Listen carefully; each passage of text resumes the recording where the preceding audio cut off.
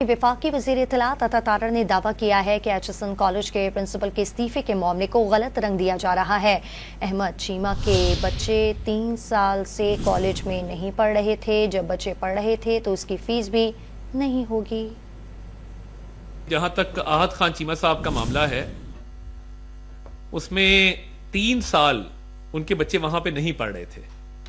अब कानून इस बात की इजाजत देता है कि आप जगह पढ़ नहीं रहे तो फिर ना पढ़ने की फीस तो नहीं अदा की जाती। और वो एक एप्लीकेशन उन्होंने दी, कानून के मुताबिक दी, रूल्स के मुताबिक दी कि मेरे बच्चे अब वहां पे नहीं पढ़ रहे, तो जब पढ़ नहीं रहे तो फिर फीस किस बात की अदा की जाए। गलत रंग दिया जा रहा है। अगर आप उस रिपोर्ट को उसका बगौर जायजा लें और उसको तफसील से पढ़ें तो ऐसा नहीं था कि उनके बच्चे पढ़ रहे थे और उन्होंने कहा जी बच्चे मेरे पढ़ रहे हैं मगर मुझे फीस माफी दी जाए।